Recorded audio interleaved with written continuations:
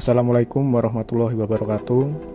Nama saya Fajar Aji Janotama, peserta pelatihan dasar calon pegawai negeri sipil gelombang 2 angkatan 2 Kementerian Agraria dan Tata Ruang Badan Pertanahan Nasional. Di video ini saya akan memaparkan mengenai rangkuman substansi materi komitmen mutu dan anti korupsi. Dalam video ini, saya akan melanjutkan penyampaian materi dari tugas pertama, yaitu rangkuman substansi materi akuntabilitas, nasionalisme, dan etika publik. Dan dalam video ini, saya akan menyampaikan rangkuman materi tentang komitmen mutu dan anti korupsi. Hal ini bertujuan untuk memahami dengan mudah apa itu aneka. Komitmen mutu. Dalam komitmen mutu terdapat 6 topik, antara lain 1. Konsep efektivitas, efisiensi, inovasi, dan mutu. 2. Nilai dasar orientasi mutu. 3. Pendekatan inovatif dalam penyelenggaraan pemerintah. 4. Membangun komitmen mutu dalam menyelenggarakan pemerintahan. 5. Berpikir kreatif.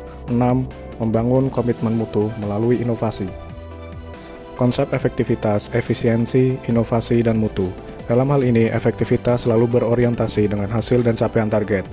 Sedangkan efisiensi adalah ketepatan dalam realisasi penggunaan sumber daya, tidak terjadi pemborosan, dan tidak terjadi penyalahgunaan alokasi dan penyimpangan prosedur ataupun mekanisme. Konsep inovasi terdiri dari ide, praktik atau objek yang dianggap baru, dan perubahan perilaku.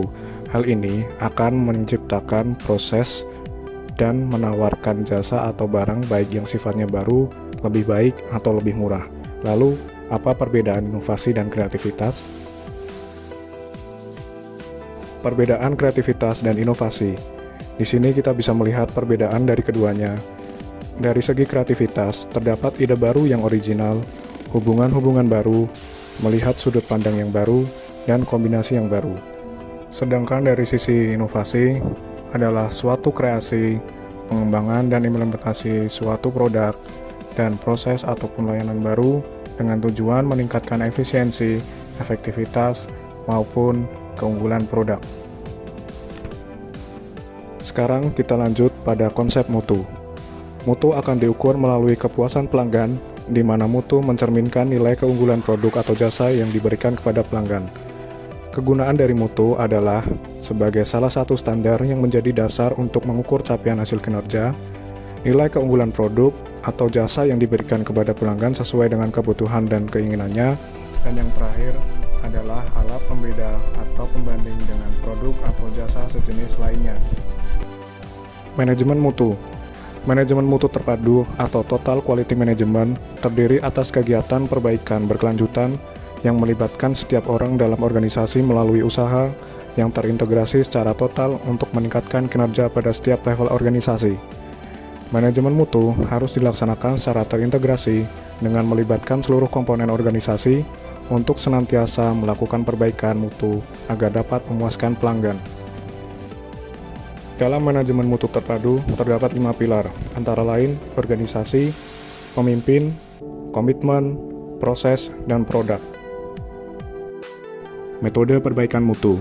Pada slide ini, terdapat metode PDCA, yaitu Plan, Do, Check, and Act. Pada sisi plan, kita diwajibkan untuk melakukan identifikasi berbagai permasalahan yang dihadapi, penyebab dan solusinya. Pada sisi Do, di mana rencana aksi yang sudah disusun harus dijalankan secara konsisten oleh semua orang. Pada sisi Check, pemeriksaan terhadap rencana aksi yang telah dilakukan dan seharusnya sebagaimana mestinya, apa yang menjadi target ukuran keberhasilan yang telah atau belum tercapai, dan yang menjadi kendala atau sumber masalah. Pada sisi Act, kita diwajibkan untuk melakukan tindakan atau keputusan yang perlu diambil sebagai tindak lanjut dari tahapan Check. Nilai dasar orientasi mutu. Di sini terdapat 6 nilai dasar orientasi mutu, antara lain 1. Mengedepankan komitmen terhadap kepuasan customer. 2. Memberikan layanan yang menyentuh hati untuk tujuan customer tetap setia. 3. Menghasilkan produk atau jasa yang berkualitas tinggi. 4. Beradaptasi dengan perubahan. 5. Menggunakan pendekatan ilmiah dan inovatif dalam pemecahan masalah. 6. Melakukan upaya perbaikan dalam segala lini seperti pendidikan, pelatihan, pengembangan, ide kreatif, dan lain-lain. 4 kriteria utama mengukur keberhasilan implementasi manajemen mutu. Yang pertama, program didasarkan pada kesadaran akan mutu dan berorientasi pada mutu dalam setiap kegiatan termasuk proses dan produk. Yang kedua, program mempunyai sifat kemanusiaan yang kuat bagaimana cara karyawan diperlakukan, diikutsertakan, dan diberi inspirasi. Yang ketiga, program ini didasarkan pada pendekatan desentralisasi yang memberikan wewenang di semua tingkat. Dan yang terakhir, program TQM atau Total Quality Management diterapkan secara menyeluruh semua prinsip dimensi kualitas layanan publik. Terdapat 5, antara lain tangible, yang artinya jelas nyata, di mana fasilitas perlengkapan dan penampilan fisik ada. Yang kedua, reliability atau keandalan, di mana kemampuan menampilkan layanan yang dijanjikan secara akurat dan andal. Yang ketiga, responsiveness atau ketanggapan, di mana kemampuan membantu pelanggan dan menyediakan pelayanan yang tangkas. Yang keempat, assurance atau jaminan, di mana pengetahuan dan ada petugas menghadirkan trust dan percaya diri. Dan yang terakhir adalah empati, di mana perhatian secara pribadi yang lembaga sediakan bagi pengguna layanan. Peran PNS dalam menciptakan inovasi. Yang pertama, keinginan untuk terus belajar dan selalu menerima kritik dan saran. Yang kedua, selalu bersifat kritis dan menyesuaikan dengan perkembangan dunia. Dan yang terakhir, tidak mudah menyerah dan selalu menggunakan mindset kenapa ini terjadi pada saya diganti menjadi apa hikmah yang harus saya ambil dan apa langkah baik ke depannya. Sekarang kita masuk pada substansi materi anti korupsi. Topik pertama adalah sadar anti korupsi. Pengertian korupsi berasal dari bahasa Latin corruptio, artinya kerusakan, kebobrokan, dan kebusukan, di mana korupsi adalah suatu kejahatan luar biasa yang mempunyai dampak yang luar biasa, dan dampak ini akan terjadi bukan hanya dalam waktu yang pendek, namun dapat berdampak secara jangka panjang. Menurut Undang-Undang Nomor 31 Tahun 2009, junto Undang-Undang Nomor 20 Tahun 2001 tentang Pemberantasan Tindak Pidana Korupsi, terdapat 7 kelompok tindak pidana korupsi, antara lain kerugian keuangan negara, suap menyuap, perbuatan curang, gratifikasi, benturan kepentingan, perbuatan pemerasan, dan penggelapan dalam jabatan. Adapun 10 dimensi korupsi adalah penyuapan, penggelapan, komisi, pemerasan, pilih kasih, penyalahgunaan wewenang, bisnis orang dalam, nepotisme, sumbangan ilegal, dan pemalsuan. Terdapat nilai-nilai dasar anti korupsi, antara lain jujur, peduli, mandiri, disiplin, tanggung jawab, kerja keras, sederhana, berani, dan adil. Topik 2, semakin jauh dari korupsi. Di sini terdapat tunas integritas dalam pemberantasan korupsi.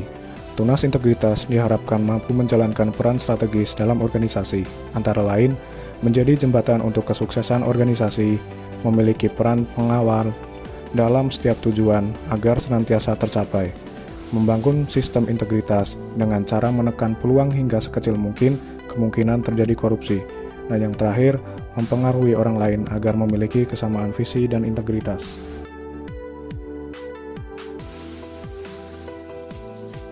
Lingkungan berintegritas bisa diwujudkan dengan cara bergaul dengan sesama yang memiliki perilaku baik, meninggalkan kesan sebagai pribadi yang punya integritas yang baik dan tinggi sehingga dapat mempengaruhi orang lain, melakukan kegiatan yang positif dan berkelanjutan, menjalankan sistem integritas dari hal yang kecil, seperti halnya struktur organisasi. Proteksi integritas. Proteksi integritas ini bertujuan untuk menjaga keyakinan, kekuatan integritas kita agar tidak hilang seiring berjalannya waktu. Adapun cara yang bisa dilakukan adalah 1. Melakukan sugesti bahwa pengaruh buruk yang datang tidak benar-benar masuk ke diri kita. Melakukan disasosiasi, yaitu keluar dari lingkungan yang terdapat pengaruh negatif. Dan yang terakhir, melakukan multi-protection of integrity, yaitu dengan mensugesti diri bahwa apabila melakukan hal negatif tersebut, dampaknya akan sangat buruk sekali. Membangun sistem integritas, yaitu dengan cara reforming culture, seeding of integrity, dan sistem integritas organisasi. Pada reforming culture, mengubah orientasi perilaku korupsi yang berbentuk kolusi untuk berubah menjadi lebih baik. Seeding of integrity, yaitu upaya untuk menanamkan pengaruh integritas pada alam bawah sadar hingga dapat membentuk perilaku, kebiasaan, dan budaya integritas. Dan yang terakhir, sistem integritas organisasi, di mana bangsa Indonesia membutuhkan individu-individu yang integritasnya sudah terinternalisasi dengan baik dalam dirinya, serta sistem nilai dan konsekuensinya. Sistem integritas organisasi. 1. Implementasi sistem integritas, di mana diwajibkan mempunyai pemimpin yang berintegritas tinggi yang bisa menjadi role model. Yang kedua, pengendalian sistem integritas, di mana setiap individu harus paham perannya masing-masing dalam mewujudkan integritas. Dan yang ketiga, kematangan praktek sistem integritas, selalu berusaha mencapai tujuan organisasi dan tetap menjaga integritas agar selalu ada. Sekian pemaparan dari saya. Terima kasih. HTR BPN, maju modern.